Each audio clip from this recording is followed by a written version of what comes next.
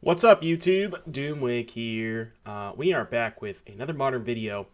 So, for those of you who maybe didn't see the last video that we did like a Vintage Cube video. I participated in the Magic Online Championship season. I think it's like the Showcase Finals, I think is what they call it, or Champion Showcase. Not exactly sure what the title of it is, but it's essentially the 8-person Magic Online Championship Finals. You have to win, you have the top 8 of tournament and then win another tournament to qualify for it. A lot of money on the line.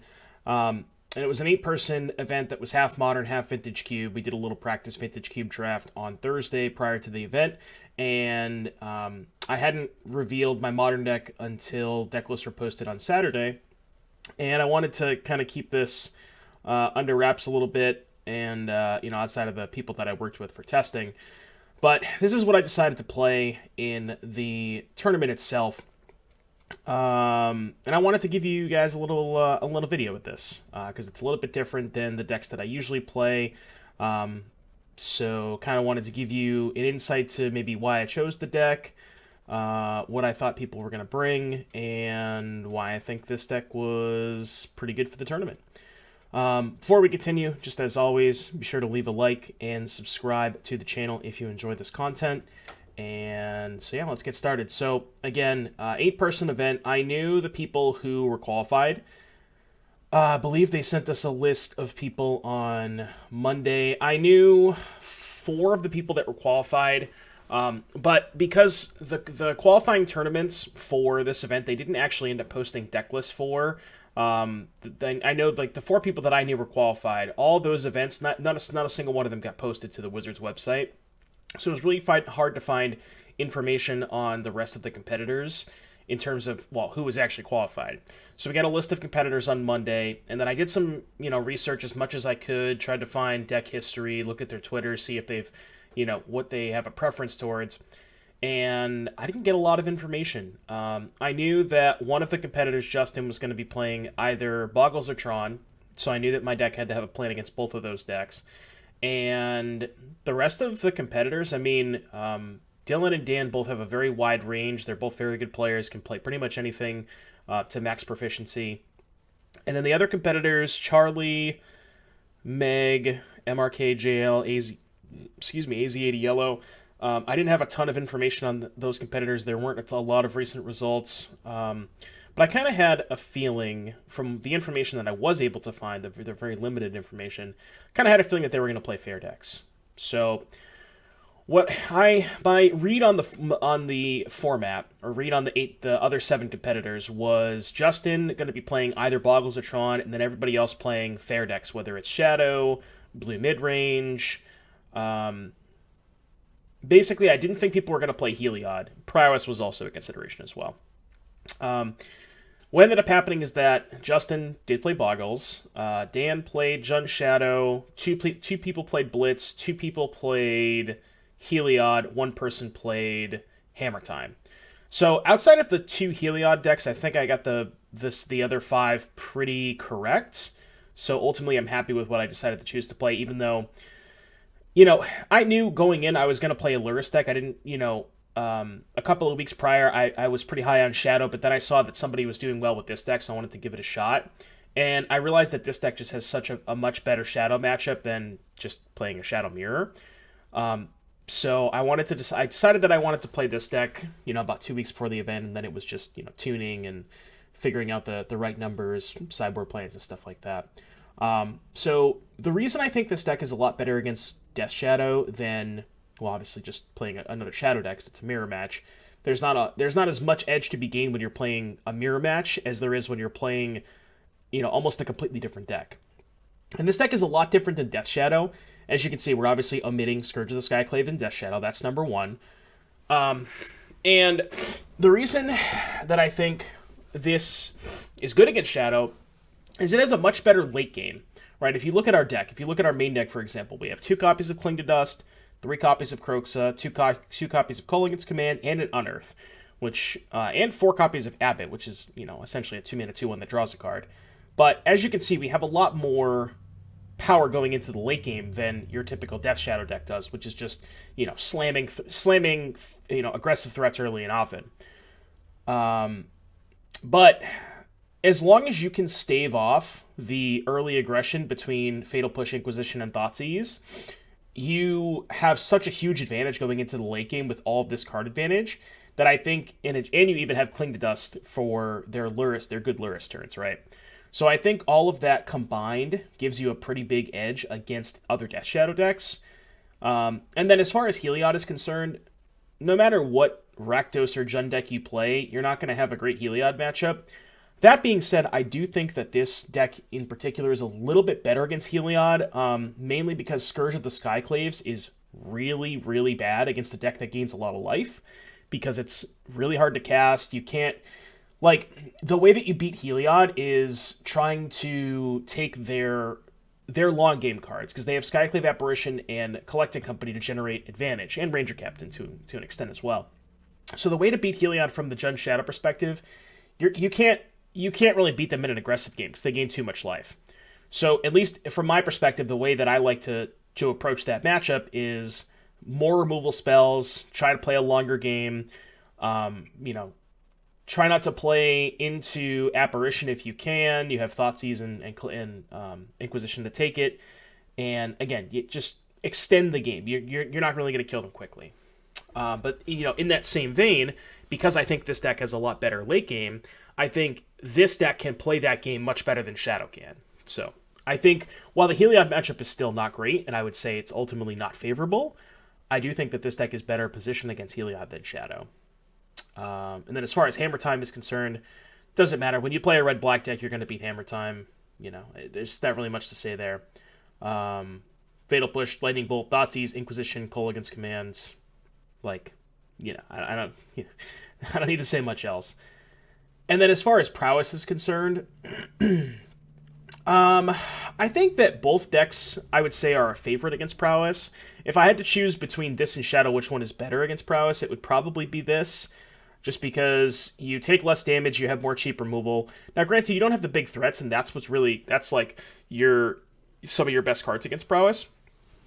Death Shadow and Scourge of the Skyclaves, because when you turn the matchup into just a pure race, it's very easy to kill them because all of your creatures outsize all their removal spells, because they don't have things like Fatal Push or Path to Exile. All their removal spells is Lightning Bolt. So, but yeah, that's sort of why I decided to play the deck that I did. Now, the sideboard is kind of, I guess I would say, tailor-made for the expected metagame. Again, as you can see here, I just accidentally cut a Kozilek's Return. So we have what I like to call I called it in my testing the Justin package. So remember how I said I thought that Justin was either going to play Tron or Boggles. We have 4 cards for Tron, 4 cards for Boggles. I don't know that I would recommend this much moving forward. I think I would probably maybe shave a Wildfire. You can maybe shave a Triumph. For the purposes of this video, I'm just going to play the exact 75 I submitted. But I think moving forward, you could potentially add a second Soul Guide, maybe a third Kozilek's Return if you wanted to trim on some of these cards. I don't actually hate Lilia's Triumph as a card, just because it is still pretty good against Prowess, because one of the ways you lose to Prowess is Storming Entity. And I like this more than Angrath's Rampage, which is a card you typically see for a couple reasons. One, it dodges Leyline of Sanctity, which is the big reason I played it, because I knew that the Boggles deck would have 4 Leylines. And it's also an instant, which definitely comes up from time to time. The fact that Rampage is a sorcery, I never enjoy when I play that card. And then the rest of the sideboard is we have some K returns for Heliod. We have our grindy package, quote-unquote, for the Black-Red Mirrors, the Luris Mirrors, and then a Soul Guide to go along with that as well. So that's kind of the deck, the 75, why I decided to play it. So yeah, we're going to go ahead and get started with the video. One last time before I forget, be sure to like and subscribe, and I'll see you in just a little bit for round number 1. Alright, YouTube, we are here for round number 1. Went ahead and won the die roll, so we'll go ahead and choose to play first. This is, again, Red-Black Prowess. Alright, we have a Luris of the Dream Den revealed from our opponents. Could be Shadow, could be Hammer Time, could be Mill. The sand is not great, but we do have 2 cycling lands, 2 bolts. This hand's going to be bad if they're playing Shadow. But, I don't know. The problem with mulliganing and Lurrus Mirrors is there's just a lot of trading back and forth. And I'd rather keep, like, a somewhat medium 7 and just have as many resources as possible. I think that's one of the more important parts in Lurrus Mirrors. Maybe it's less important if they're playing something like Mill, but, you know, if they're playing Shadow, I just want to keep a 7-card hand. That being said, Lightning Bolt's not the greatest in the Shadow matchup, but in combination with Soulscar Mage, it's not bad. So if this Soulscar Mage lives, Lightning Bolt gets a little bit better. Things like that.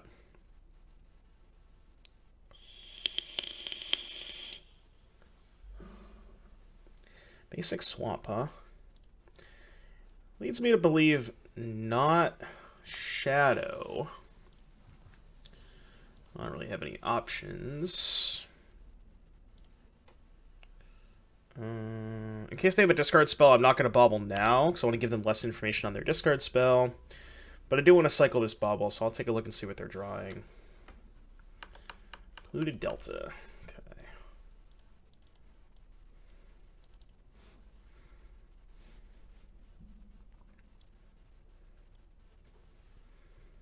Watery Grave. Oh, this might be that Grixis control deck, I see. Okay. Soulscar Mage. Alright, that's not bad. Play 2 spells here. I could Lurrus, but I think I'd rather just play 2 1-drops here. Not sure if they have... They have, like, Drown in the Lock here. That's probably why they shocked. They could also just, like, have a cantrip, like an Opt. Yeah, Thought Scour, sure. They milled me, which is very interesting. I'm not sure why they would mill me. Because they already have 2 cards in the graveyard, and they know I'm a Lurrus deck, so the Drown in the Lock can counter basically anything already anyways. I guess with the exception of Lurrus, but... It's just kind of weird to mill me when they know I'm a Lurrus deck. I guess I already had the Bauble and the Soulscar to be able to cast, so... Maybe that's their thought process. Because I already have 2 meaningful cards, it's like, how relevant is it putting 2 more cards in the graveyard when I already have 2 things to cast off the Lurrus?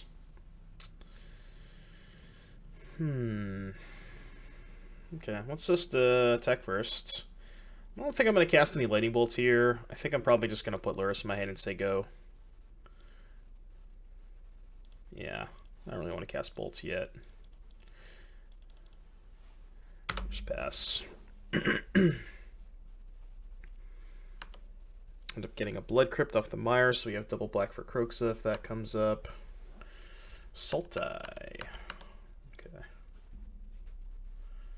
Interesting. So, like, Sultai control with Lurrus, I guess? Maybe? Interesting deck. I wonder if this is like a Dead of Winter? Could be. They're not casting anything. So this turn I might actually fire off some bolts. Because it's 10 damage, or no, excuse me. Yeah, 4, 8, 9, 10. If I play Lurrus...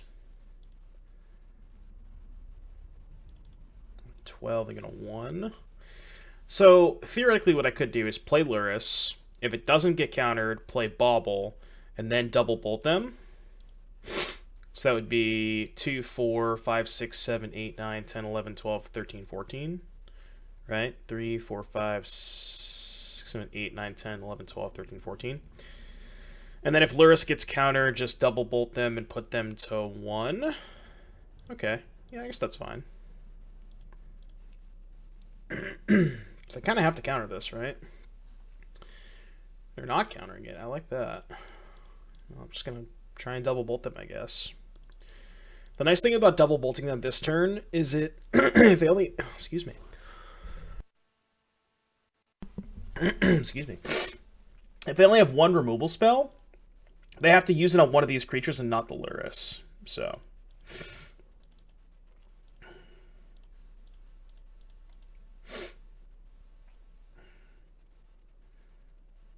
I'm a little sick this morning.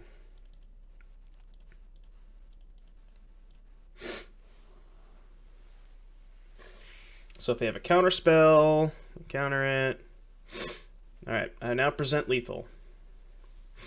What would you like to do, opponent? So again, if they only have one removal spell, they have to use it on a prowess creature and not kill the Lurrus, which means they still go to 3. And then I just have an uncontested Lurrus, potentially. Or they just have 2 removal spells. Wow, they didn't kill the Lurrus. That is shocking. That is shocking.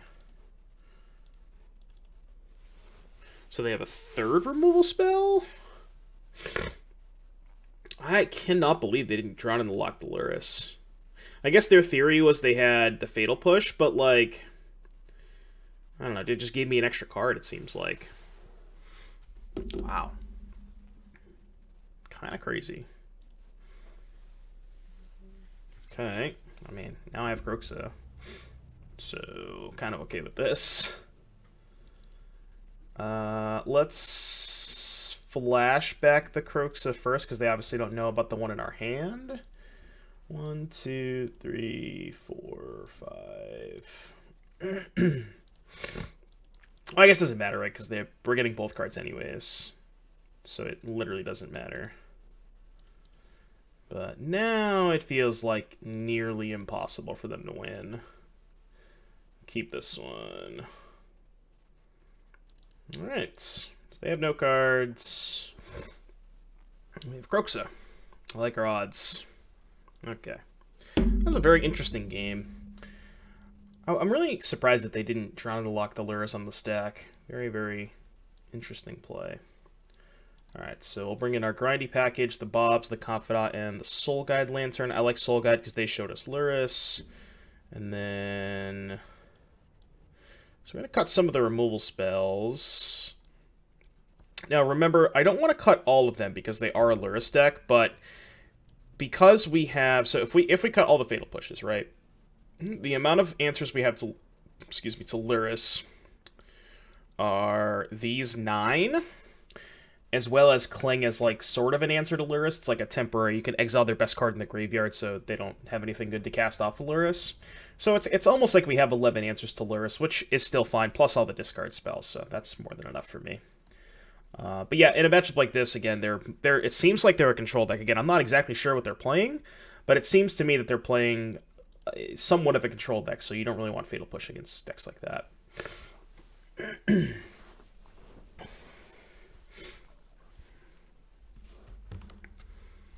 Alright. Cliffs, Canyon, Sand seems fine to me. 2K commands and only 2 lands is kind of awkward, but we have Bauble the cycle to potentially hit our land. We have a nice curve of Swiss Spear, Bauble into Kroxa into potentially K commands, so definitely a keeper. Could get a little dicey again if we miss on lands, but I'm going to cycle the Bauble now, I think. There is some consideration to holding it if we draw a fetch land so we can Bauble ourselves.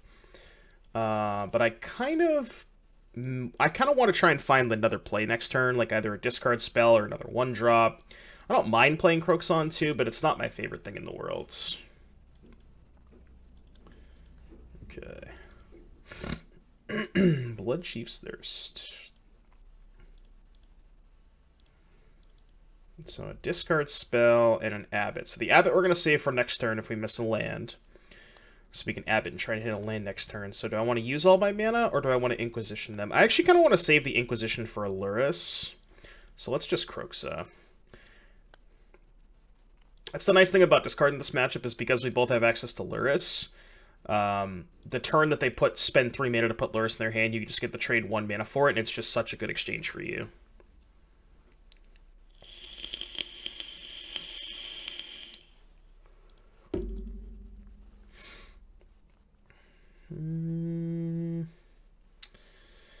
So I could play Abbot. The issue with Abbot is, because of this swamp, so there's a conundrum here, and this is kind of the spot you get into frequently with Abbot. If you play your land first and you hit a land off of Abbot, you're obviously not going to be able to play the land. However, if I don't play my land first, I can't cast a Swiss Spear or a Soulscar Mage off of the Abbot, so there's a little bit of tension there. I think I'm just going to cast it first, because I think the land is more important than the 1-drop, because we have access to this Kroxa, and there's a good chance they just counter it anyways. And we hit a Thoughtseize. Perfect. Perfection. And we still have this Inquisition that we're likely going to be saving for Aluris. Ice Fang, Coatl. That is fine.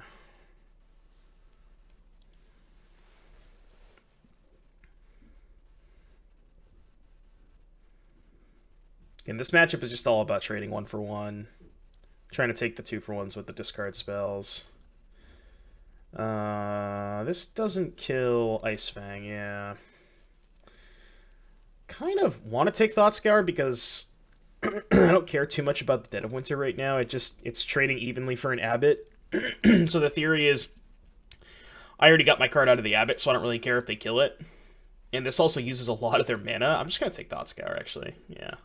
I just don't care about this card. Like, if they want to cast it to kill the Abbot, it takes their entire turn, and, like, you know, I just have good follow-ups. I have stuff to do with my mana, you know, that I'm not worried about them killing my 2-1.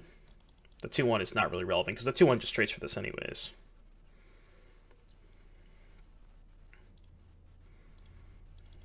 It looks like they're going to cast it.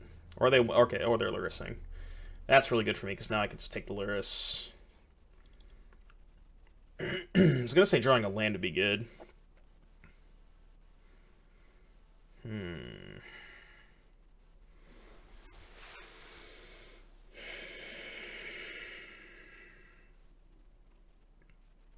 Interesting. So I do have to Inquisition the Luris this turn. That is kind of first and foremost. Hold on 1 second. Not feeling too well today. But I can't really play the Abbot into the Dead of Winter. I don't really... Well, I could, but I don't really want to.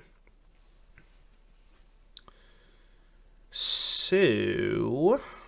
I guess let's just start with Inquisition, because we know we have to Inquisition this turn. There is one other card we don't know about. The card they drew off the bauble.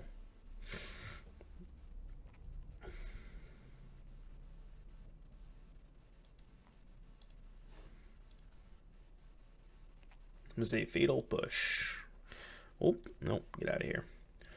Alright, take Luris. So they push Dead of Winter. I don't really want to bolt this, but I also kind of want to use my mana. Yeah. Alright, I'll just bolt it. Because if I don't bolt it, they just get a snow basic and they can trade for this even with the prowess trigger. So I'll just kind of either force the Fatal Push, or if they want to take 4, that's more than fine with me. Again, if you look at my hand, I just want the game to go longer. You know, I just want to hit my land drops. If I think, like, I know this is kind of a crazy thing to say, but I think if I drew a land the rest of the game, at every turn for the rest of the game, I think I'd be a huge favorite this game. The only way that I'm going to lose this game is if I, like, can't convert all of my 2-for-1s.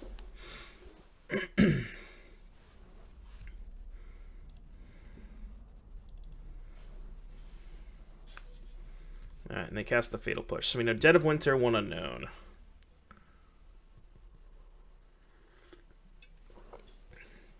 So this I want to be an Abbot turn.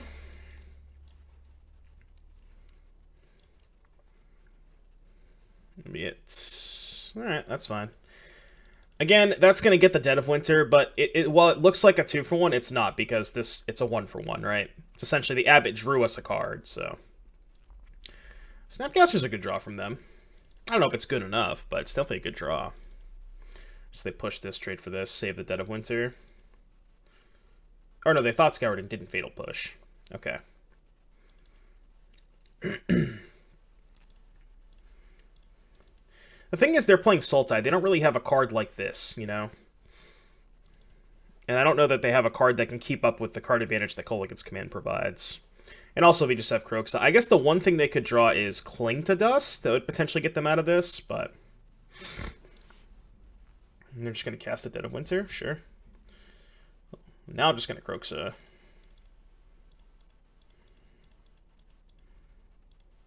Exile 1, 2, 3, 4.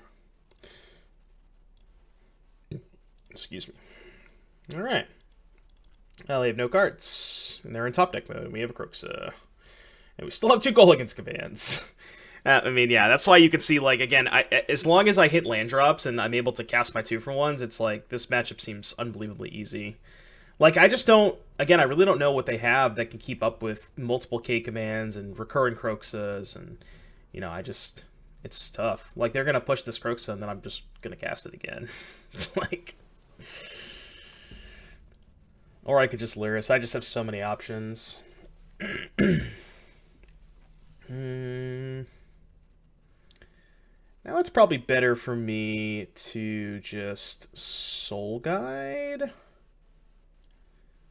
Yeah, let's Soul Guide, exile the Lyris in case they have Unearth or Impulsa Marasa. And then I'm just going to return Abbot, kill the Snap.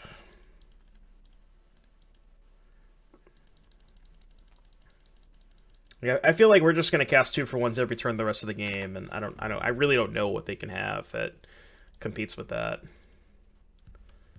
Yeah, Misty Rainforest not gonna do it. I didn't want a Croxa there because I have to exile all my good cards for Lyris, so I'm gonna take this one a little bit slow. Let's Abbot first. Try and spike a land. Oh, Dark Confidant's not bad. That is a good consolation prize. But yeah, I mean, we're both Lyris decks, except I have access to Abbot, Gulligan's Command, Croxa, and I don't really think they have anything like that, so. Like, their deck is good against creature decks, but not creature decks that generate a massive source of card advantage, you know? I have them lethal. This is 1, 2, 2, 4, 5, 6, 7, 8, 9, 10. Or 2, 4, 5, 6, 7, 8, 9, 10, 11. I can put them to 2. I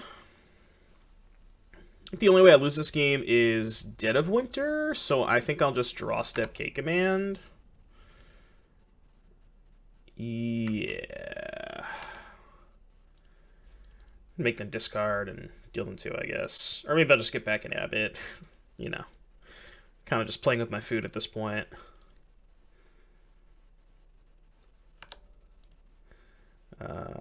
Target player discards a card. Return Abbot.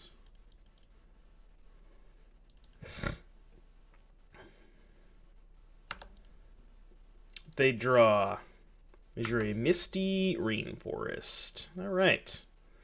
Well, that was a match. Again, our opponent was playing a Lyris deck as well, but you can kind of see where my thought process was when I decided to register this deck for the Magic Online Championships. I think that when you're playing a fair matchup like this, the ability to just go play a super long game with Abbot, Gulligan's Command, Croxa, Cling to Dust, Confidant, Lyris, like you just have so many engines of card advantage that if you're playing a fair matchup, this deck is just head and shoulders above everything else. So that was a nice showcase of that. So I hope you enjoyed, and I'll see you back in just a little bit for round number 2. YouTube, round 2. Here we go. Let's get started. Let me just make this look a little bit better. All right.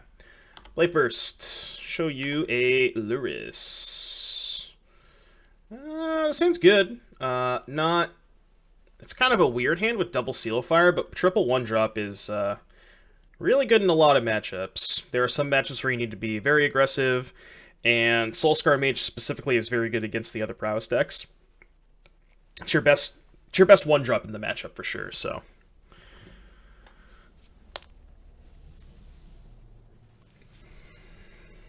The reason being is it allows you to kill their Prowess creatures through their Prowess triggers, right? So, like, if you have a Soulscar Mage and they have a Monastery Swiftspear, and you Seal Fire it, right? You Seal Fire their 1/2. They have, like, a Mutagenic Growth or a Gut Shot in response, then obviously their creature's not going to die. However, with Soulscar Mage, it gives it -2/-2, -1/-1 counter, so it dies even after the trigger on their untap step. I'm trying to figure out if I want to cast this Bauble here. So we got to do some math. Like, I'm obviously casting this, right? So let's go Bauble, 4, 16, Soul Scar. Next turn, Seal Seal. That's 1, 2, 3, 4, 5, 6, 7, 8, 9, 10, 11, 12, 13. So that is 3 damage short. If I don't cast Bauble here, because I get 2 damage now, right? But I can get 3 damage off the Bauble next turn. So if I don't cast Bauble now, it's 2 this turn, 18.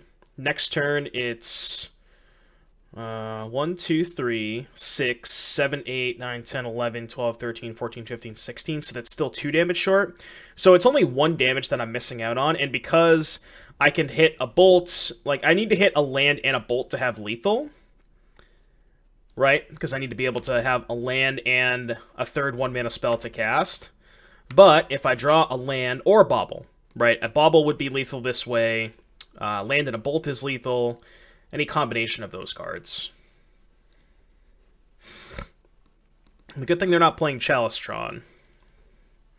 Thankfully. Basic Forest. This is one of the scarier matchups because you don't typically have these starts. Like, obviously your deck is capable of doing that. You have 8 1-drops, but it's not... you don't kill as fast as the Death Shadow decks. So they have a forest in play, which means we should be fine. There's really nothing they can do.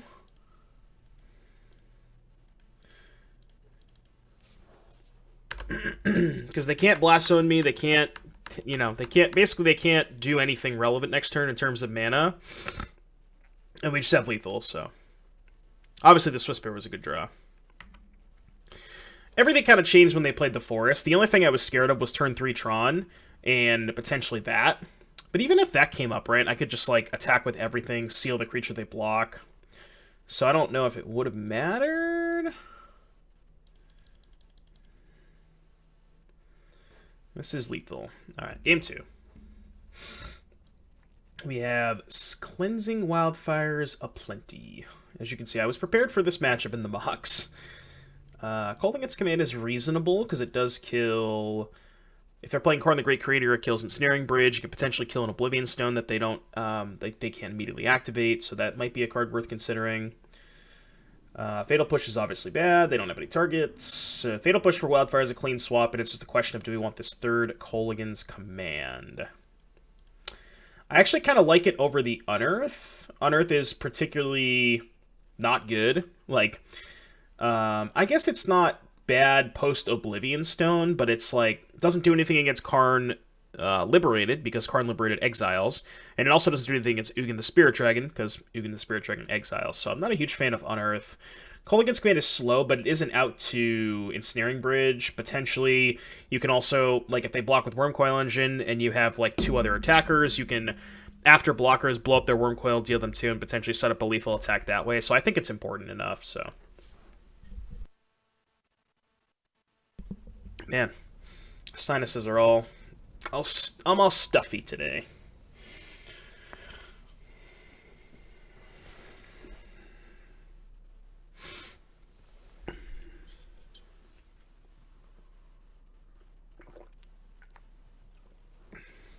Still got my coffee, though.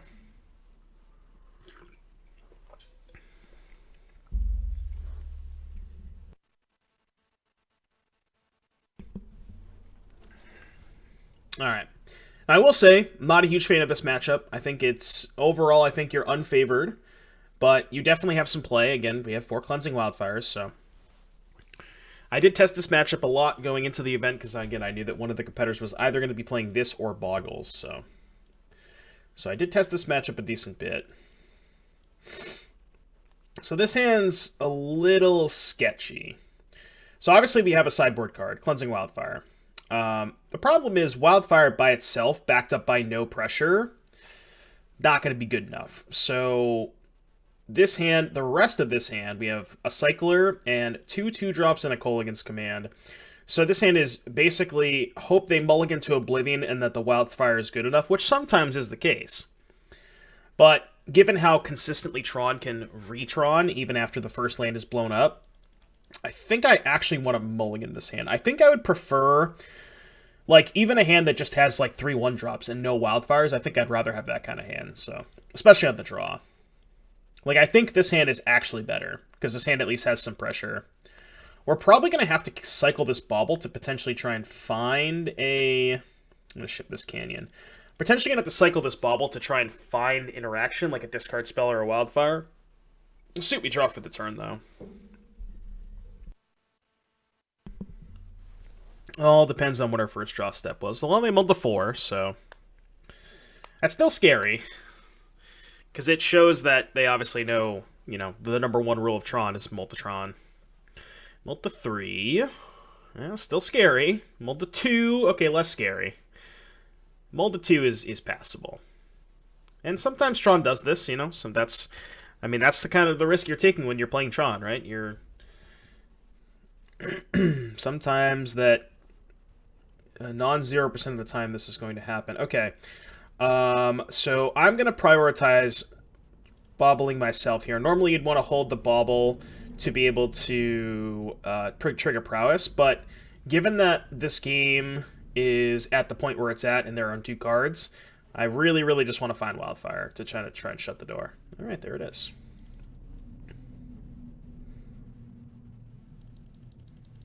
Alright, I am priced into casting Wildfire, I think. Well, am I priced into casting Wildfire? I think I want to. There's, like, an argument to not casting it, but I think I want to cast it. I could wait, technically, because, like, they have 0 cards, right? So they untap, let's say they draw the Tron piece. Well, that's not true, though, right? If they draw exactly the Tron piece, they go Tron piece, Crack Star, have 7 mana for a big thing. So, alright, well, here we are.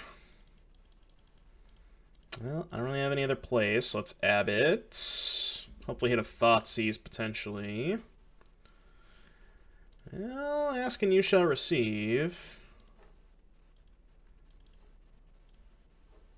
Take a Eugene. So now they need the Tron land and a threat, because they have no cards. Okay. Let's ABBOT first.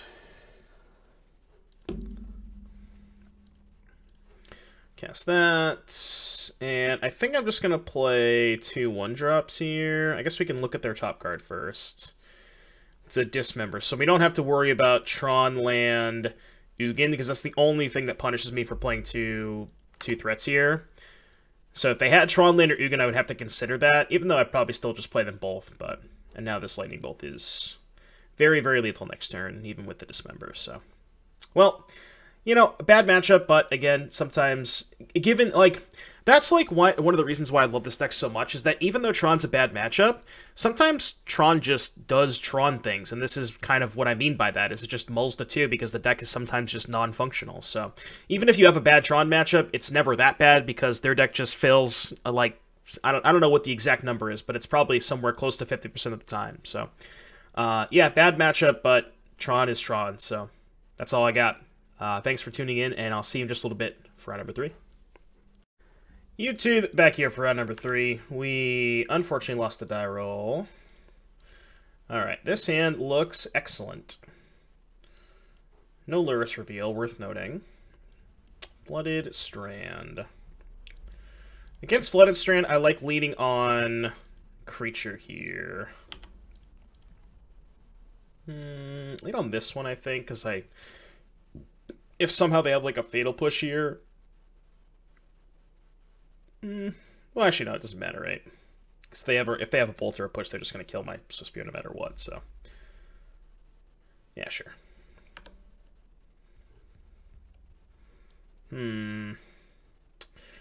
What 3-drop am I worried about? I'm not usually worried about main deck Anger of the Gods.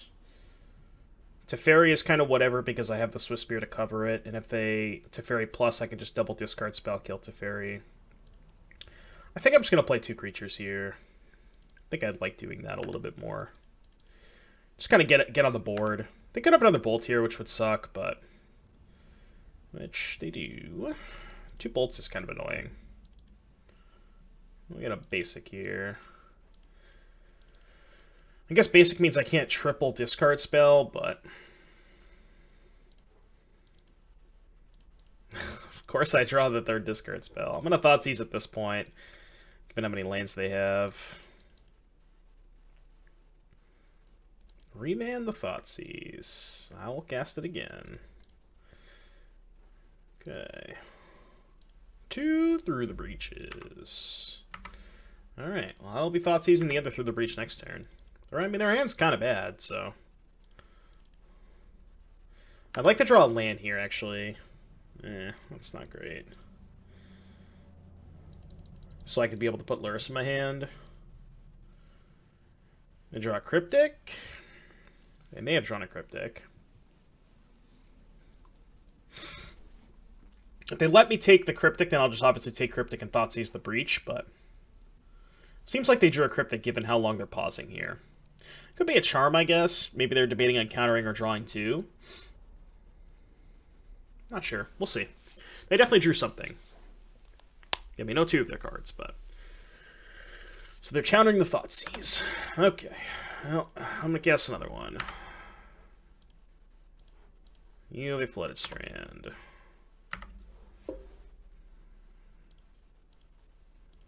Opts. Okay. Top. Scary. That's bad. Okay. Well. So I think there's a good chance I'm gonna just... Lurrus? What do I do here? I could draw step K command, make them discard, kill the snap. I guess I could take a look. I can't really take a look and see what they're drawing because they're just going to crack this fetch. So the problem I have with Lurrusing is if I don't draw a land, I don't really have a good Lurrus turn, so I'm gambling a little bit. And if I don't draw a land, I'm kind of time-walking myself here, but I think it's still good. And then I'm just going to crack the bauble after they fetch. I mean, I guess I'll just force the fetch. I want to cycle the bubble anyways. Again, I want to try and hit a land drop, so... Obviously, they didn't do this because they wanted to not give away information, but which is a good play by them. But now I might as well just force it because I want to hit my land drop anyways, so I want to sack that.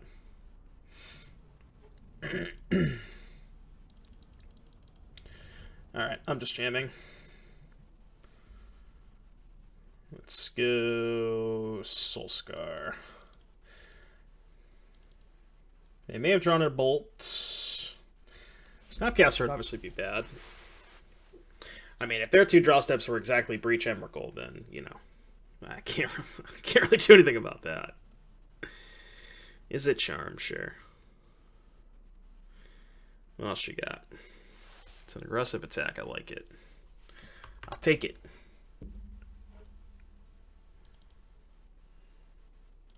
Alright, show me what you got.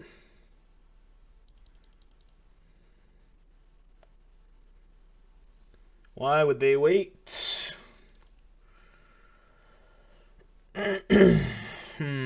So I can get greedy here and try and cling into another 1-mana spell, a 1-mana instant.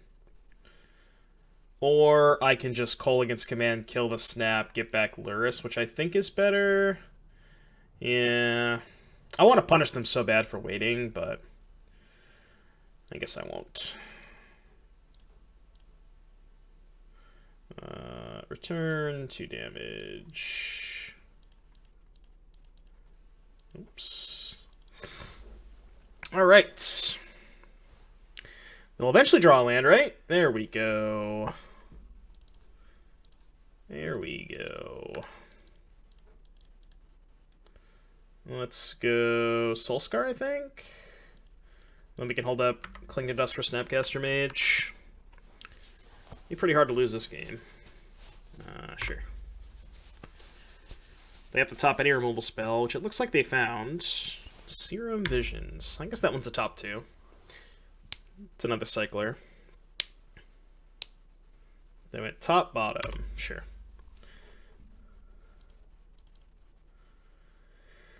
We're at 11. So, if I play Swiss Spear, Cling to Dust, that's 3, 5, 7.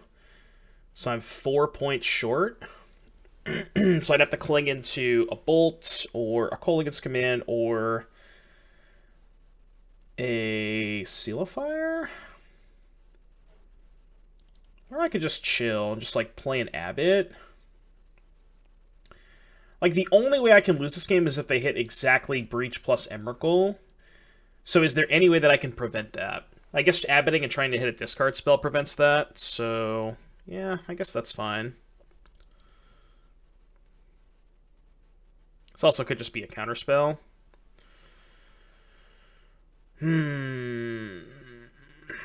Okay.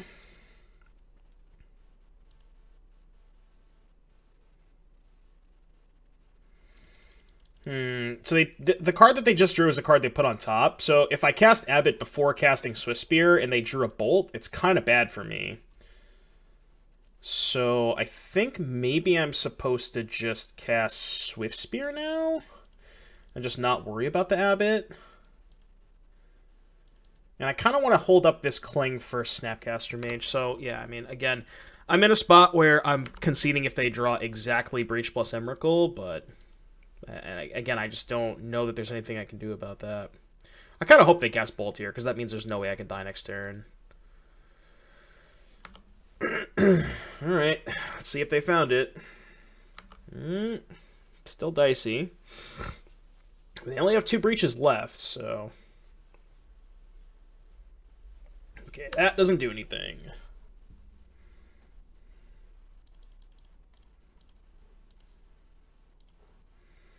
Cling to Dust. Next game? Maybe? Question mark?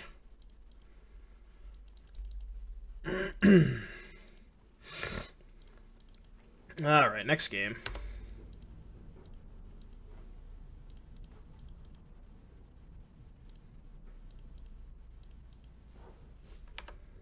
Good. Alright. Blue-red through the breach combination. Soul Guide Lantern seems good because they have a lot of Snapcasters. I think it's tough. Like, I like Kolaghan's Command because, again, the games can go long, but obviously, if the game is about through the breach Emrakul, Kolaghan's Command is not as good.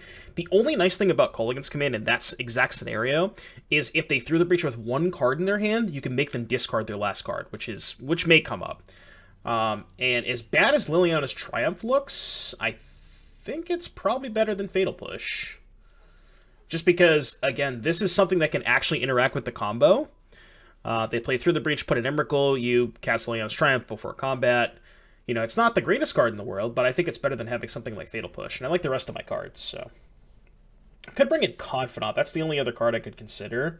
So it's a question of, do I want Confidant, or do I want... My mouse is kind of all over the place today. I don't know why. What's wrong with my mouse? So do I want Confidant, or do I want Liliana's Triumph? I could also cut Seal of Fire for Confidant. I don't know.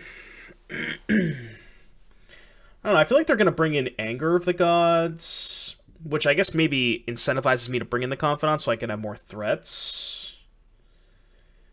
Yeah, Seal of Fire is kind of medium. I guess I'll try the Bobs. I don't know if it's good, but I want to try it.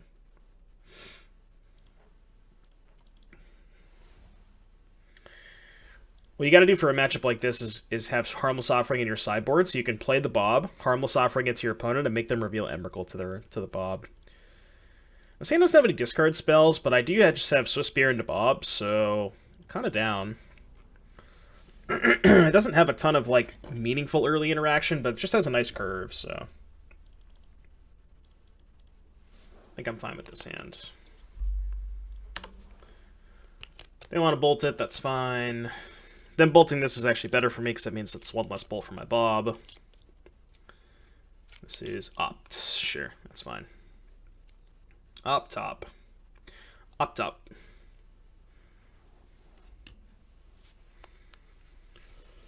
Seer Visions, top. Whoa. Whoa. Is this an Anger of the Gods? I really hope it's not, because I'm not going to play around it. I'm just playing Bob.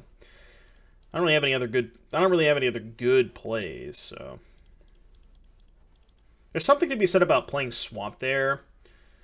I don't know. I kind of just want more red sources in play. All right, they have Bolt. That's fine. I have Unearth, so we're Gucci.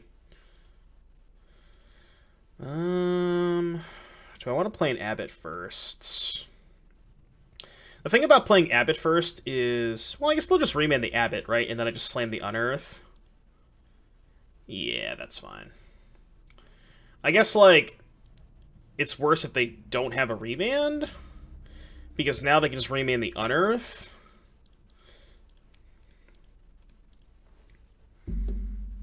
This is pretty good, though. I like this. Now I can bobble them. We're doing pretty well over here. And again, we have the Liliana's Triumph if they go for the combo on 5, and I can just hold it up next turn. Snapcaster Bolts. It's annoying, but beatable very easily. So now they have Gusts. And we drew a Thoughtseize, which is real nice. Alright, so we cannot get comboed next turn, notably, because they don't have a 5th land or an Emrakul. So if they draw 5th land, they have Breach, no Emrakul. If they draw Emrakul, they have Breach, Emrakul, no 5th land. So, and again, because we have the Liliana's Triumph, I don't actually think I care about Through the Breach. What I think I want to do is take Cryptic Command. And then I think I also want to go kill your Snapcaster Mage, get back. Actually, just kill your Snap, make you discard. I don't need the Bob anymore. Oh, my mouse is all messed up. For some reason, it's really annoying. For some reason, my mouse, like, accidentally double-clicks sometimes, so it's super awkward. I don't think it's going to matter too much, but, you know, obviously it's annoying.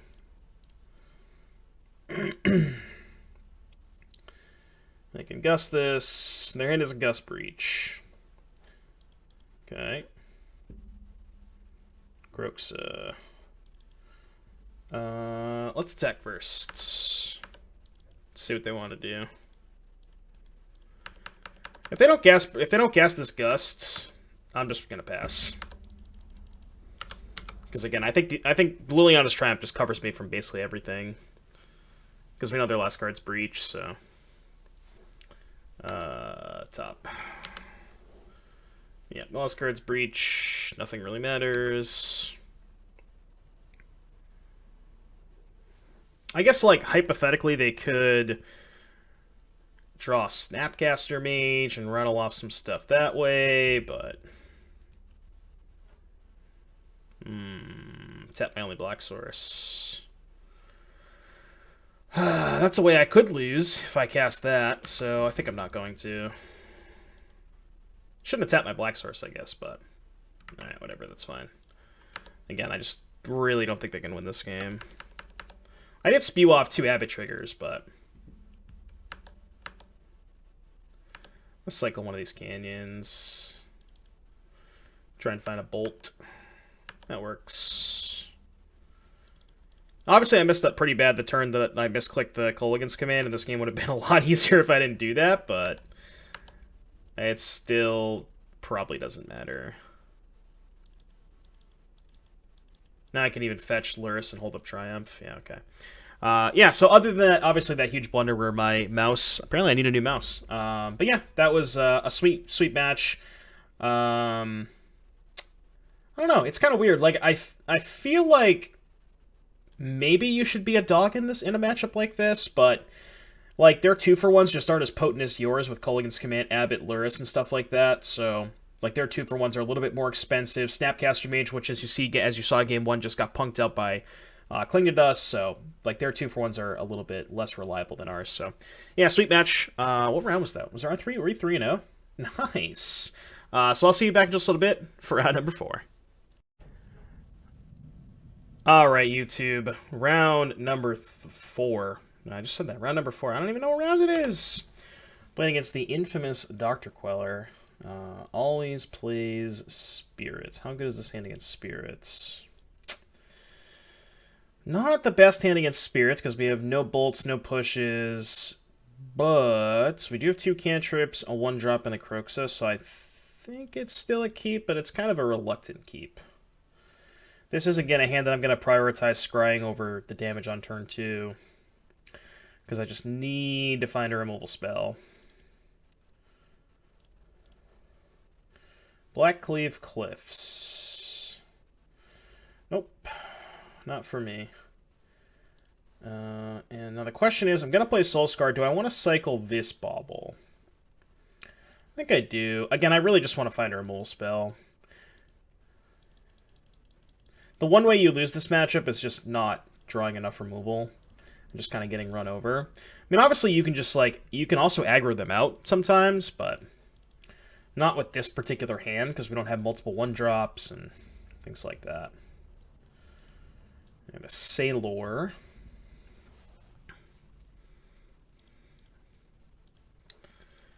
Well, there's our 1-drops. That was pretty good sequence. Okay, this is like the one way you can beat them by not drawing removal. Is just overloading them with 1-drops.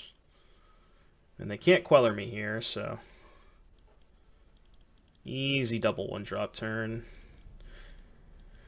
Very, very good turn for us. We can start by cycling a Cling next turn. Maw's Wanderer is fine. Yep. Now, worst case scenario would be Drug Skull Captain, Hardcast, Violin, Phantasmal Image, copy it. I think that's the worst thing that could happen to us this turn.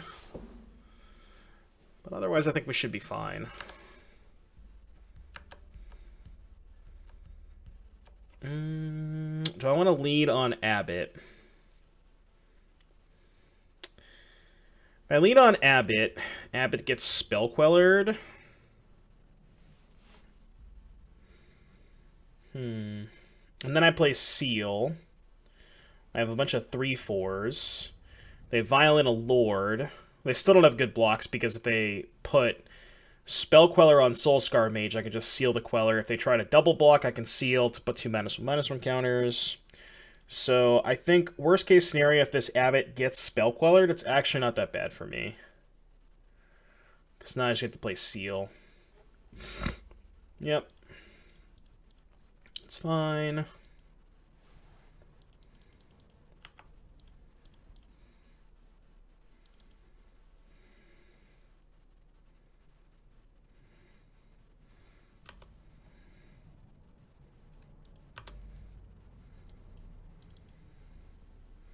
Attack first and see what they want to do.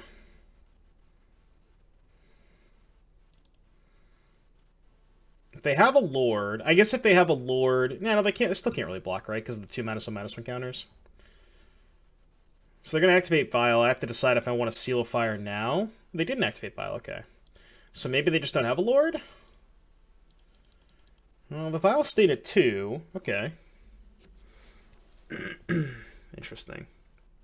That's fine. That is fine.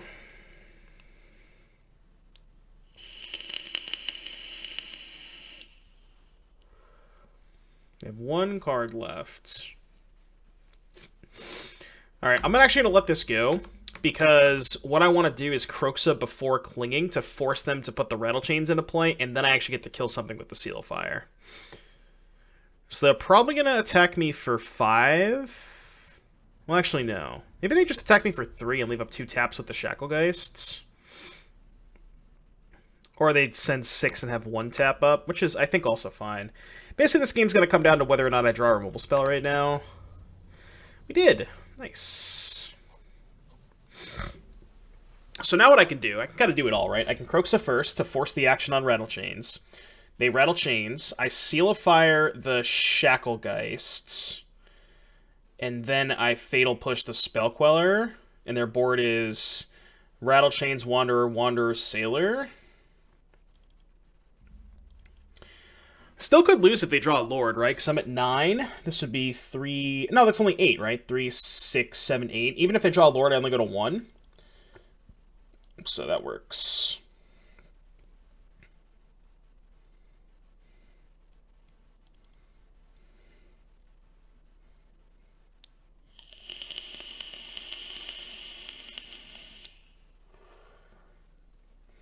was thinking Moz Wanderer the Fatal Push, huh?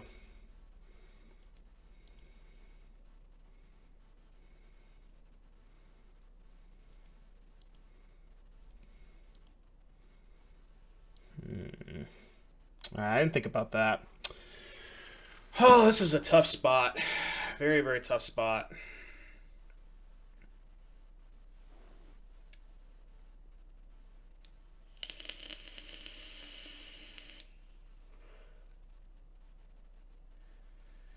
Very, very tough spots. Really, really not sure what I'm supposed to do here. So I'm trying to think, if they put in Rattle Chains, worst case scenario would be they put in Supreme Phantom, and then I can't Seal of Fire the Shacklegeist. So if they put in Supreme Phantom, I push... Yeah, then I have to like push the Shacklegeist, they counter it, then I kill the other Wanderer. Then their board is Shacklegeist, Queller, Sailor, Lord. Wow, this is tough. This is really tough.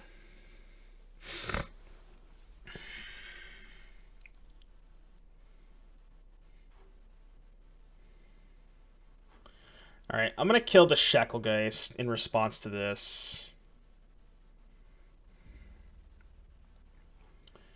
It's fine. Let that resolve. And now I can let this go. Yep.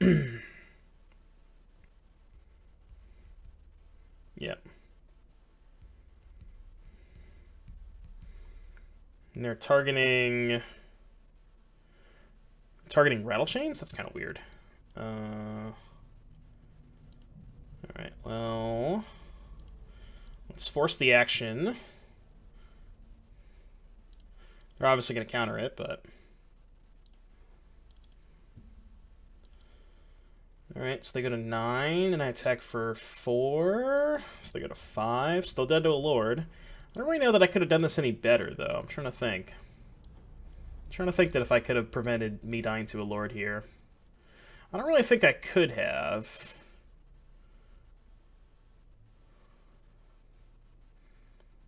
Didn't seem like they drew a Lord. So they have to figure out what to attack with.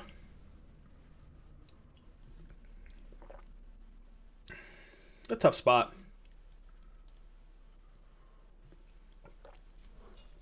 I think I sequenced pretty well for the cards that I had, but again, not sure. It's tough. Very, very tough. Seems to me that they drew a land, because I feel like if they drew any spell, this is a little bit easier of a turn for them. Alright. Tap land is kind of awkward. Let's cycle Cling first. Try and draw a spell here. Alright, spell should be good enough. So we can attack first.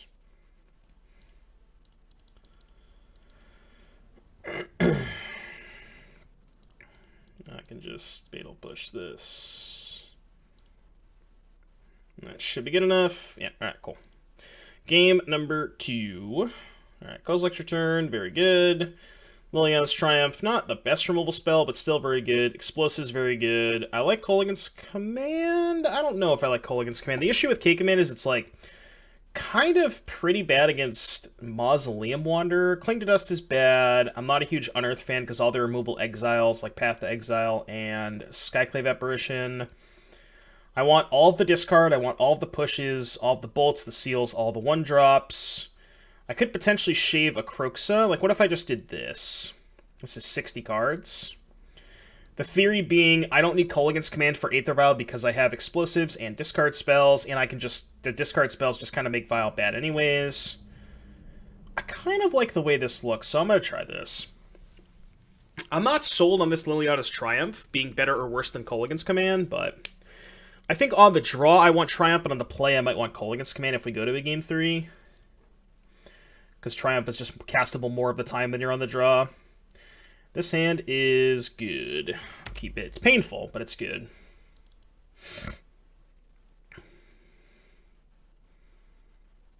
This is a hand I'm going to lead on Thoughtseize. Looks like they have a Forge Tender. That is acceptable. So I'm going to bobble them first. Actually, I'm going to bobble myself, too, to see what's on top, so I get the most information possible out of this Thoughtseize. So I have a push on top. They have an island. So now that we have all the information in the world... So we're drawing a push, they're drawing an island. Okay, so let's try and map this out a little bit. So they're going to go island go, hold up rattle chains.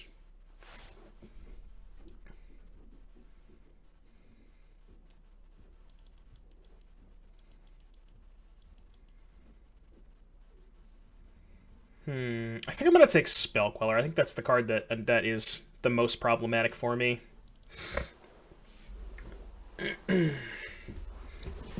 Like, the second Rattle Chains is moderately annoying, but given that we have Kozilek's Return, another Thoughtseize, yada yada, I think it's fine.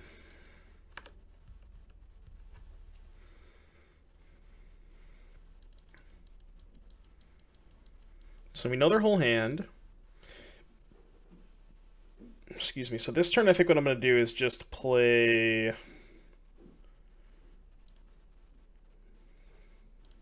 Bloodstained Mire, Seal of Fire, and pass. I don't want to Thoughtseize yet. I want to try and save Thoughtseize for a turn that I'm going to cast Kozilek's Return, so I can potentially take a Spell Queller. So I'm going to let this go. I'm going to respond to the trigger. I'm going to Fatal Push the Forge Tender. They're going to sack, and I'm going to seal it. So you're doing this in response. If I seal first, they can just... sack the Forge Tender, so I don't really get much anywhere. So that's why I did it in that order specifically. So now we know their whole hand. So now I can just take Supreme Phantom. Play this, tapped, pass. I guess this is kind of an issue, huh? Might be. Might be an issue. We have Kozilek's Return to potentially... clean it up at some point, but... So we know they have Rattle Chains. Yeah, this might actually be an issue. The more I think about it. Alright, I'm gonna Lurrus here. Man, this Moorland Hunt is really good. Forgot about that. But, again, we might be able to manage it. This K return. Again, we still know they have a Rattle Chains. I think I'm probably just going to end up passing this turn. What are they casting? Just fetching. So I can Thoughtseize first to either take Spell Queller or induce the Rattle Chains, excuse me. So let's Thoughtseize. Yep, that's fine. Yep. Take a vial. And I'll just pass.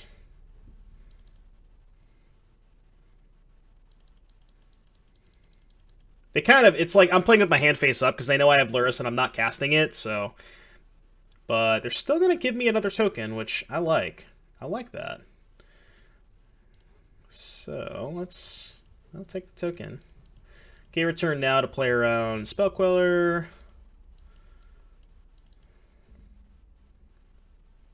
Kira, Great Glass Spinner. How much do I care about that? Because I could K-Return now, or I could just Lurrus. Honestly, if the Lurrus trades for it, it's not that bad for me. So let's do this. Oh, I can also Seal Fire, right? Yeah, so I can just go play Seal Fire. I can seal the Kira. Yeah, I'm kind of down to just kill it now. Kind of down to just kill it now. Then we can just play the Seal Fire with the Lyris next turn. That is probably not going to do it. Doing this in the wrong order, but it shouldn't matter too much. I'm actually going to seal the Wanderer before blocks, because I want to gain the 3 life guaranteed this turn. They might chump block, but the reason I did that is because they just block with the Wanderer, and then they just activate this to make a token, and now I have to seal the Wanderer before damage, in which case now I can't gain the life off the Lyris, and I really thought that the life was the most important thing that turn.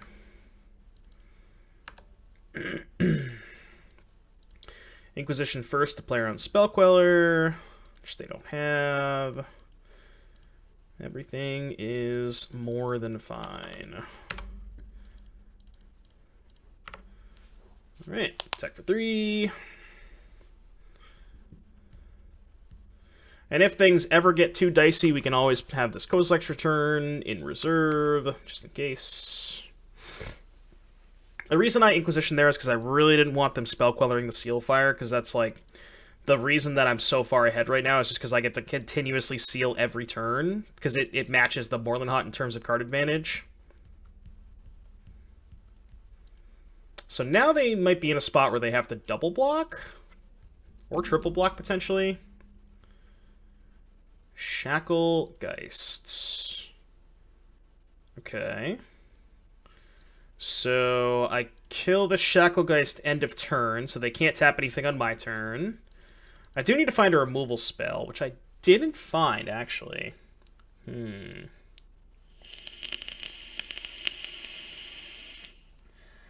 I want to make this trade?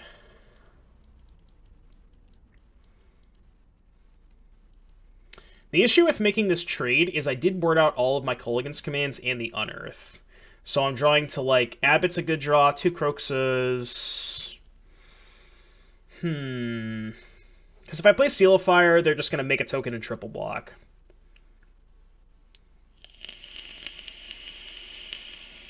I guess what I could do is just Bobble. Bobble and not attack. I think I actually like that better. Because, like, I can make this trade whenever I want, right? Like, they showed a willingness to not attack, which means that they're probably not going to attack next turn again. I should actually Bobble now, so I can draw the card on their turn. They're drawing another Shacklegeist, which is somewhat annoying, but this might be a spot where I want to just Kozilek's Return away after I cast this Seal, maybe, or maybe the Bobble.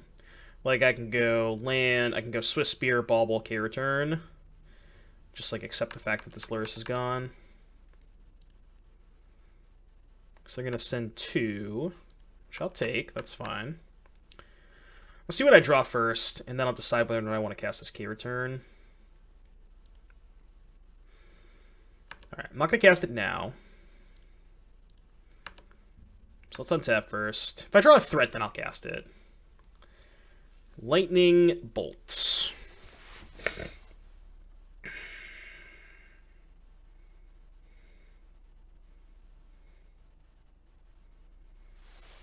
How do I want to proceed? Alright, so what if I cast the Swift Spear, and then play the Seal of Fire, and then go to combat and see what they do? I think I like that.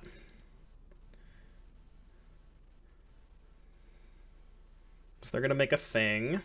It's fine.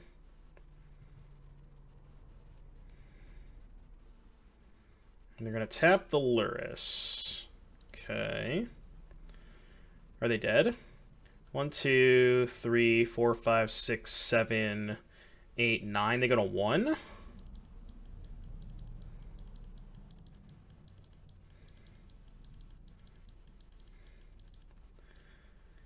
Alright, I'm down to fire it off now. Alright, I did my math right. 3, 4, 5, 6, 7, 8, 9. They go to 1. Alright, we'll just stack for 3 then. Not going to cast the Bolt yet. It does feel kind of bad losing the Lyris, but with the Seal and the Bolt still, That's a pretty good draw from them, not gonna lie. That's a pretty good draw. Alright, okay. And I drew a blank.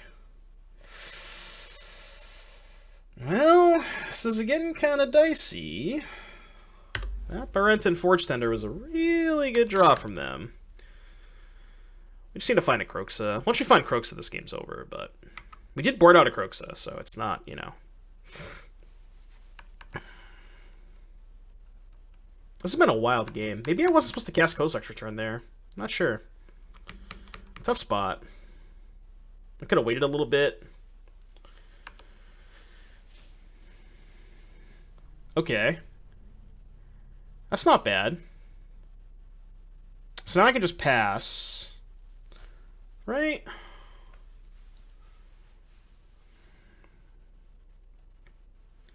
One, two, three, four. So 1, 2, 3, 4, 6.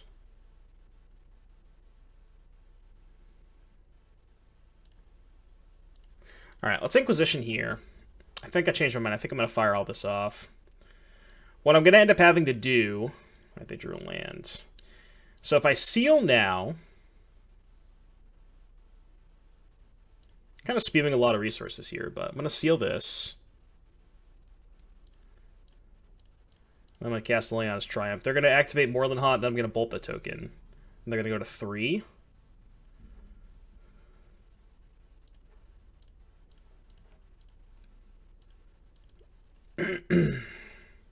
No, they're not, because they're going to sack this. Yeah. Right, so they're going to stay at 7. That was kind of the issue with this. But I do get to kill the Forge Tender, at least. Alright, go. They only have 1 creature left for the Haunt. Alright, it's a redraw. This has been a crazy game. I mean, again, once I draw Kroxa, this game's over, but Selfless Spirit is a pretty good one. Soulscar Mage. I think I'll take this trade. They don't want to take the trade. Yeah, I think I maybe messed this game up with the Kozilek's Return, the turn that I had Lurrus in play. I'm not sure, though. Tough. This is a tough spot, for sure. Alright, I'm at 4. Kroxa? Kroxa, please. Well, I mean... They drew a creature, I'm dead, but... Nothing I can do about that, right? This has been quite the back and forth. Alright, no Lord, please. Pretty please, no Lord. This has been a absolutely wild game. A lot of back and forth. I think I maybe messed up that one Kozilek's Return turn, but that was a tough spot. I don't know what my best play is there. Alright, take it. Any spells? We need to draw a spell. Any spell should do it. Because I think they bricked. Unless they're playing around a spell. Thoughtseize, I guess, would not do it because we're at 2.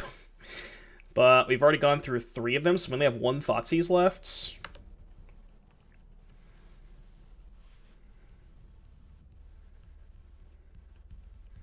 Alright, is there any way I can beat a Spell Queller?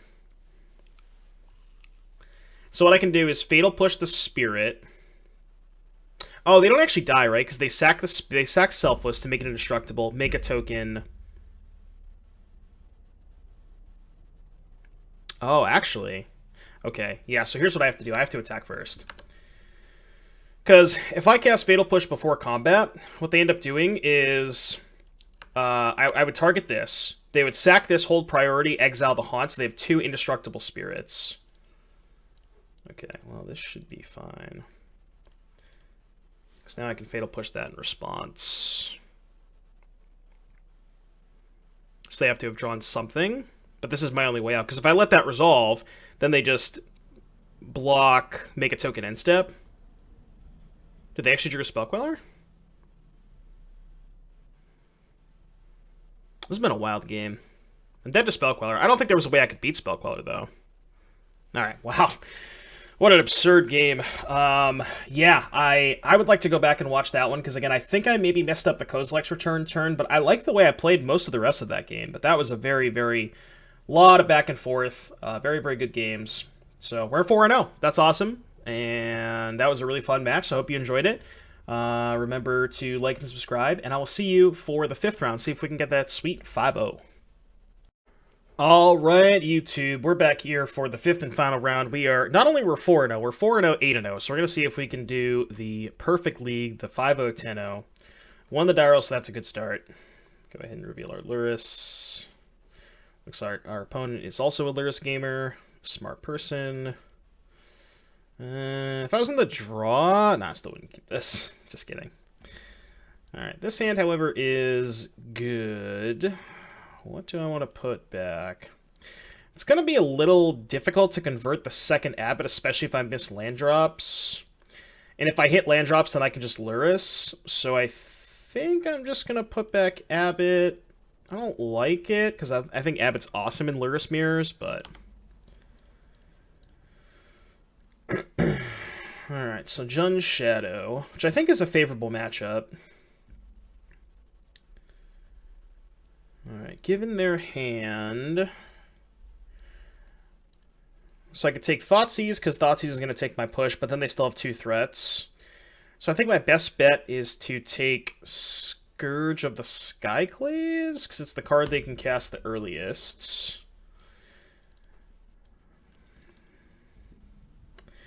And again, as I stated in the intro, if y'all are still watching this and you watch the intro, the reason I think this matchup is so good is because you're, I think, a much better deck going long. All right, I accidentally get rid of an Overgrown Tomb, but they have Blood Crypt, Death Shadow, Overgrown Tomb. I can remember that. Blood Crypt, Overgrown Tomb, Death Shadow. So this is a situation where you should bobble first, just to get more information on your Thoughtseize. I'm going to slam Kroxa for a couple reasons. One, I don't want to Abbot here because I want to make sure I get a card onto the Abbot.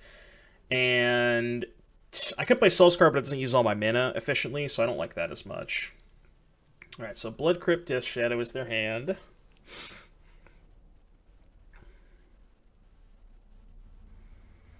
We're going to need to find a removal spell stat. So we still know about Blood Crypt, Death Shadow. Double Shadow would be rough here. Okay.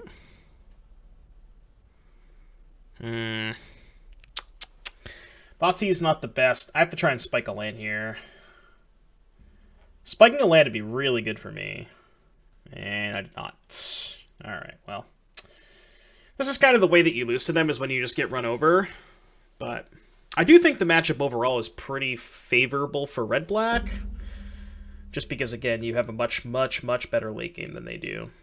Like, you're both Luris decks, but you have more Kroxas, more K-Commands, you have Cling to Dust, you have Unearth. But obviously when they just draw a million Death Shadows, it's going to be tough. So,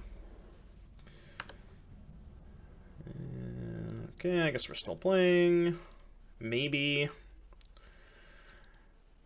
Not having 2 black is a little awkward, but I have to push here, obviously.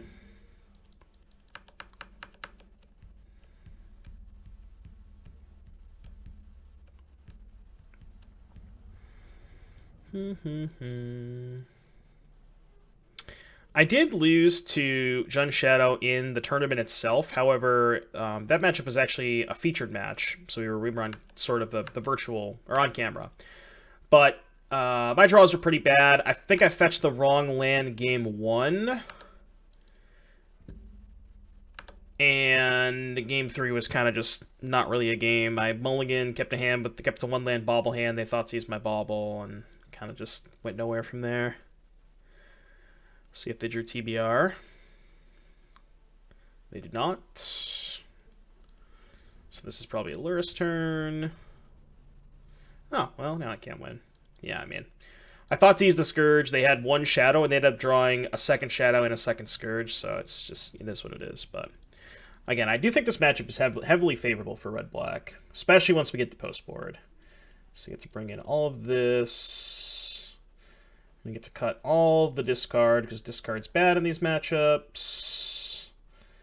And what was the last? Oh, I cut one of the seals. I cut one of the seals because of Tarmogoyf. They have access to Tarmogoyf. Seal doesn't kill a lot of stuff. If they're playing the Hex Shrinker version, Seal's a little bit better because it kills Hex Shrinker, but you have Fatal Push, you have Bolts, you have K-Command that kills it too, so I think it's fine. And you're boarding in Triumph and Explosives. So I think it should be fine.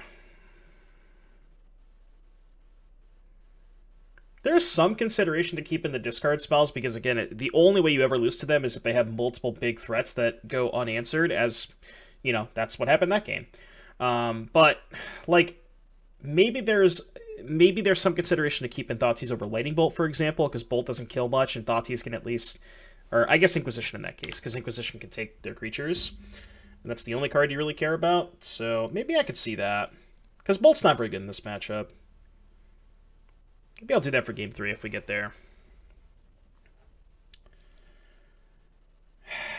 I mean, this is not a hand I'm going to mulligan. Triple 1-drop is something I'm never going to mulligan. I'm going to lead on Swiftspear because it is the one that I would rather have them kill than Soulscar Mage.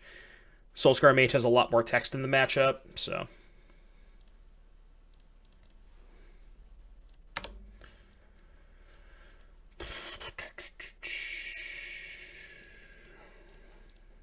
Okay, let's see what they have.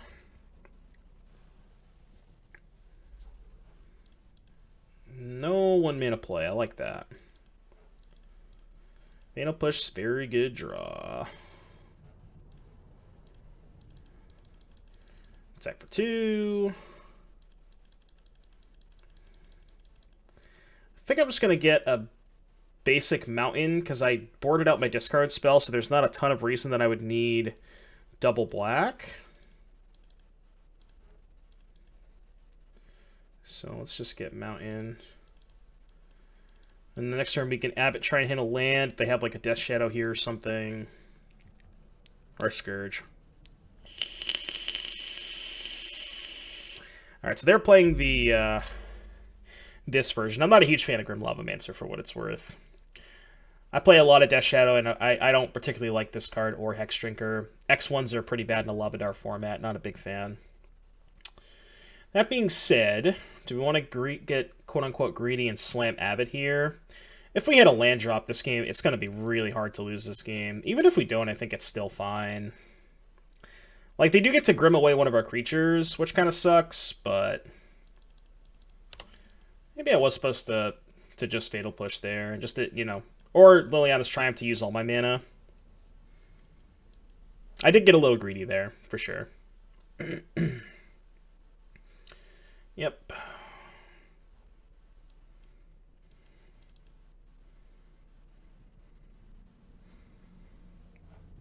Yeah, maybe that was bad. I don't know. The upside of hitting a land there is just, like, the game ends on the spot if I hit a land there. They don't have a land. So now I can get a swamp. Get back Abbot and kill the Grim. I think I like that. You have like Cling to Dust maybe? They have Veil of Summer. Veil of Summer is not a card. Another card I'm not particularly fond of. I'm really just not a huge fan of this version.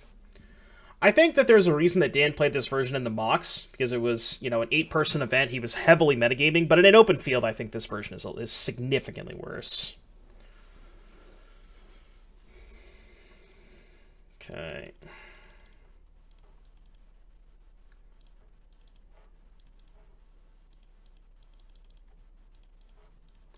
I'm gonna push now to play around another Veil of Summer. Now I feel miles ahead. We're ahead on mana. I mean, they did get some value out of this Lavamancer, but we ended up, like, if they kill this Abbot, it doesn't really matter because we get an extra card out of it anyways. So. Yeah, not a big fan of that card.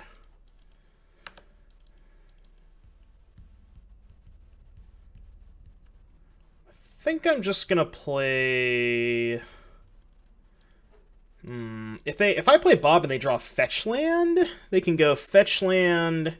Like, I want to go Bob Lurrus here. So I think I'm gonna do that. And yeah, you could say the same thing about Bob. The thing is, like, he had 4 Hexdrinkers and 2 Grim Lavamancers in main deck. These Bobs are in my sideboard. I'm not bringing these in against Prowess. He had these in his main deck, so... I think, yeah, in a heavily metagame field, like, his list made a lot of sense, but in an open field, I don't think that this is the list you want to play.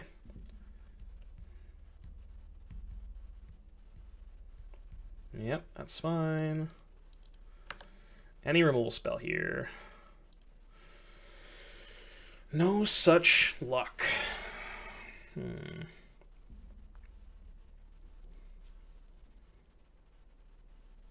What to do, what to do. They're at 6. If I Lilia's Triumph now, they're just going to sack the Lavamancer. So what if I... I'm trying to figure out what I want to cast off of this Lurrus. I could just play a Soulscar Mage. And just play a tap land and pass. I actually kind of like that. I don't want to play ABBOT, because I'm not really getting anything out of the ABBOT. Because I have to tap my land, and these lands both come into play tapped. So if I play ABBOT, I'm not really getting any value out of it. So I think I'd rather play the Soulscar Mage here.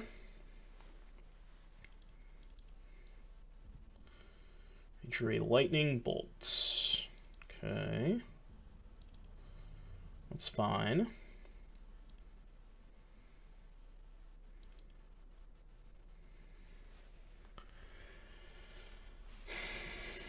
Alright, I will take that. Acceptable 6 damage. Nothing, no harm, no foul there. A lot of good draw steps. Hexdrinker number 2. That qualifies as a good draw step.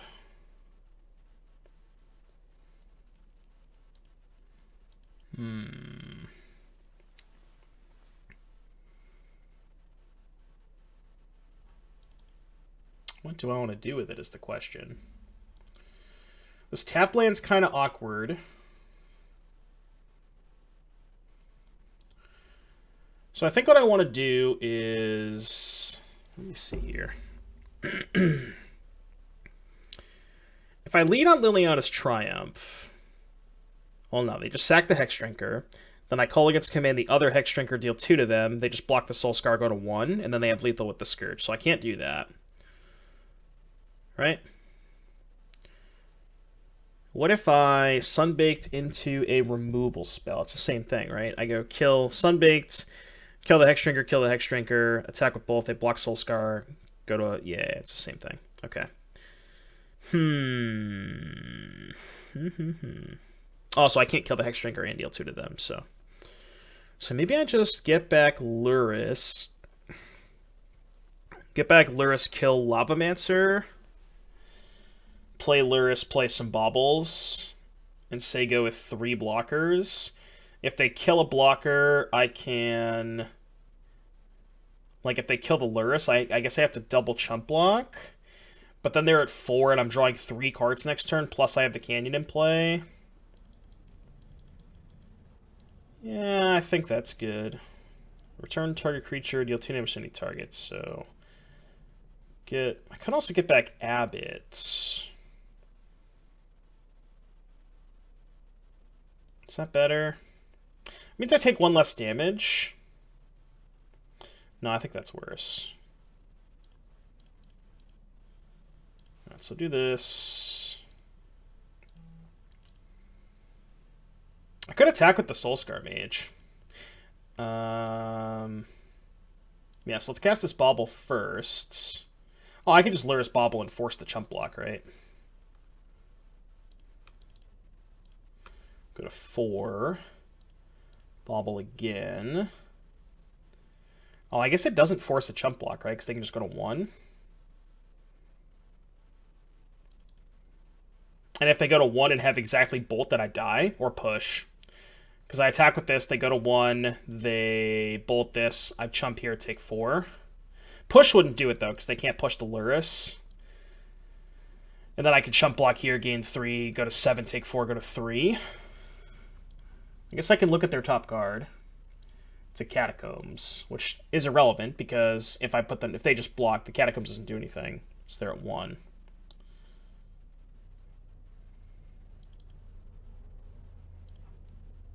It's my top card. Lightning Bolt. Well, now that I know I have a Bolt on top, I can probably play a little less aggressive, right?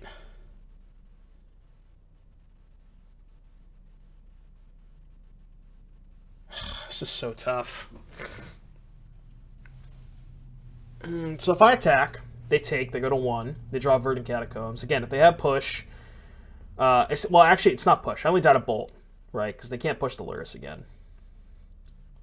So I'm okay dying to a Bolt. Well, if I don't attack, I'm going to die to a Bolt anyways, right? Because they just say go, I reveal the Bolt off the Bob, I go to 3, and they just bolt me. So I'm dead to Bolt anyways. So I might as well attack. I guess they don't know that I'm dead to Bolt, but...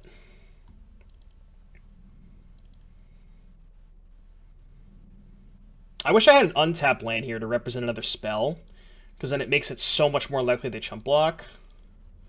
But... Oh, right, I'm drawing the Bolt. Okay, so I'm not necessarily revealing the Bolt to the Bob here. Right, because I'm drawing the Bolt. Okay. Well, still might die to my own Bob. That was a tough turn. This game has been a lot closer than I thought it was going to be, given that they haven't hit their 3rd land drop. And I guess now they can push, right?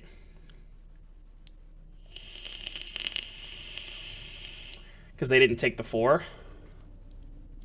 So now they can fetch, push. I chump block here, go to 2. Okay. Oh, so they're just going to make me chump, but I'm... Okay, so they're just dead. This is good for me, obviously.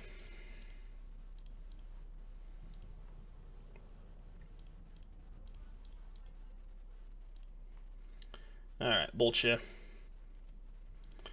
What a weird game.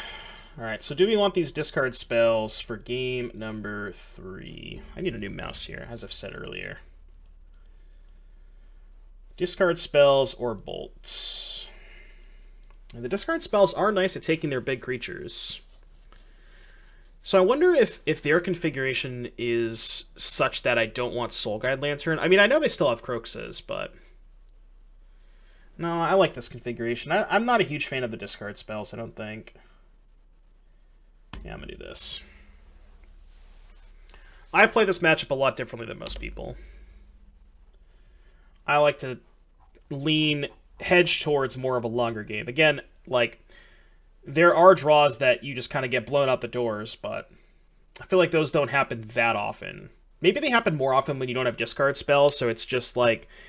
You're in a position where you just want to keep Inquisition. As I said, earlier, again, that's the only way you lose to them, so...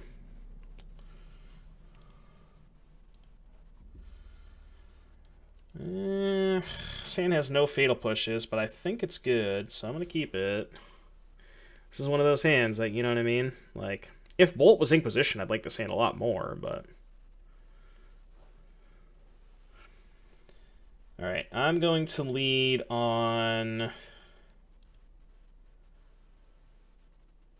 I think I should get a Blood Crypt to make sure I have 2 black mana, in case I want to like cling to Dust and Fatal Push in the same turn. I don't know, then maybe that just doesn't matter that much. The problem with getting a Blood Crypt... No, if they play Scourge, I'm at 17. I could still bolt the Scourge, so... No, I changed my mind. I'm a coward. I want to get a Mountain. I don't know if that's right, but... So, I said last game I wanted to play Swift Spear first to protect Soulscar Mage. This game, I don't want to attack with Swift Spear, so I might as well play Soulscar first. I don't like attacking early and getting them to a point where it's easier for them to cast Death Shadow until they're already at that point. You know what I mean? Like, if they're already low enough where a fetch can turn on Shadow anyways, then the attacking is fine. But early in the game, you want to, like, hold off on attacking for a little bit. And I may just end up attacking next turn, but we'll see what happens. So this is a Goyf. Inquisition. Okay. So my guess is they'll take the creature. Maybe Cole against command. Depends on their hand. Ooh, they took Bolt. Wow. Interesting.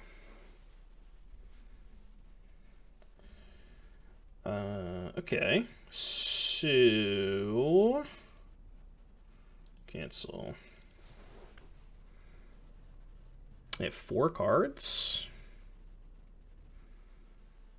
Kind of down to just Swiss Spear, Cling. I'll get a basic.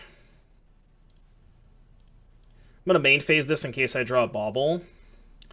And now, again, because they're at 15, Fetch Shock puts them to 12, which means they can cast Shadow anyways, so I'm kind of fine just attacking here. Next turn, we can either Call against command to kill this and get something back, or we can Abbot and try and spike something there. We have a lot of options next turn.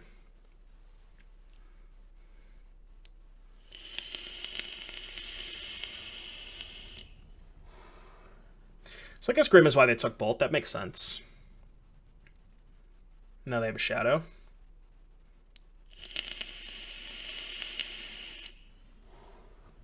Could be a Goyf. Shadow. I think I want to Abbot here to try and spike a Fatal Push, although they're pretty easily telegraphing Veil of Summer here. Abbot also puts more pressure on them. There's a chance that I might just be able to kill them next turn with the Abbot. But maybe I'm supposed to just guaranteed kill this Lavamancer here. Well, I can't, right? Because if they have Veil, like the Colgan's command kind of just gets blown out. So this at least gives me a shot at Bolts to kill the Grim Lavamancer, which they can't Veil. So I think this is the right play. Like, Colgan's commanding here is just so bad if they have Veil, so...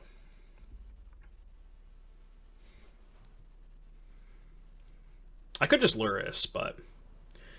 then they just get a free Lavamancer turn. I don't know if I like that much. Well, I mean...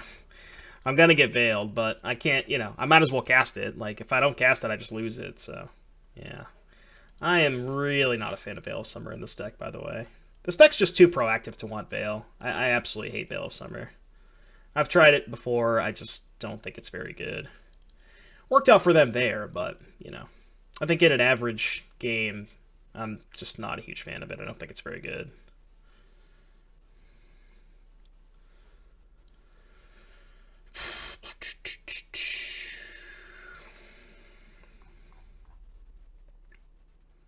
And a Spell Bomb.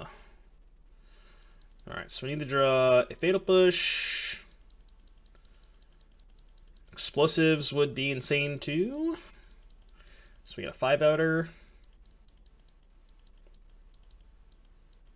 They probably should fetch Shock here, right?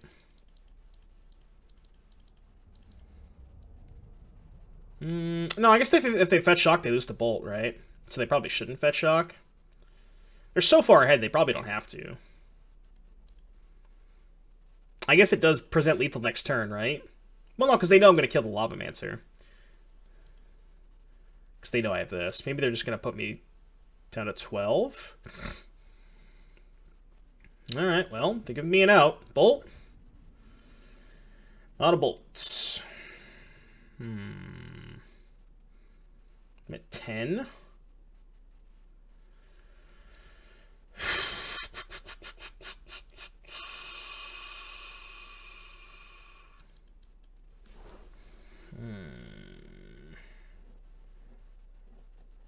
Well, I'm dead on board if I don't kill the Lavamancer. So I could try to get greedy. It's probably better to just kill this, make them discard, hope they don't draw a fetch or a shock. Alright, let's go. Target player discards a card, 2 damage to any target. Target player discards a card, 2 damage.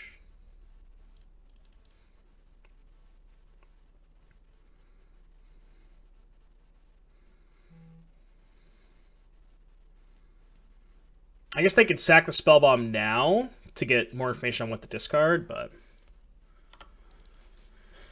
Okay, am I dead? I feel like I'm probably dead. Dead to a lot of cards. Dead to Bolt, dead to Fetch, dead to Shock. But, you know. What else am I supposed to do? I guess I could have sacked the Canyon looking for Fatal Push, but... Alright, looks like they maybe didn't find it.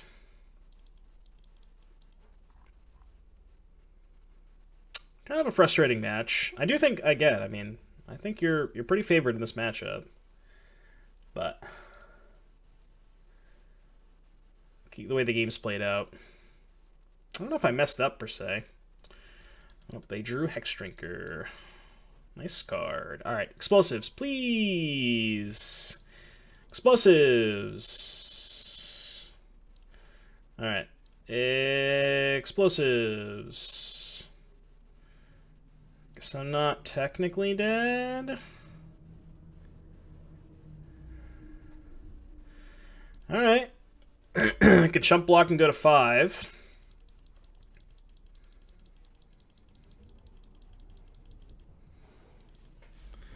Or I could try and get really lucky and cling to dust into Fatal Push. I don't know. See what happens.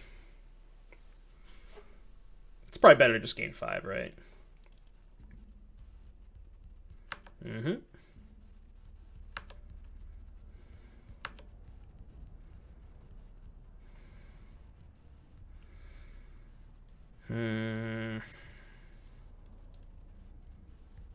Alright, I'll just gain 3. I don't know if this is better than just trying to draw towards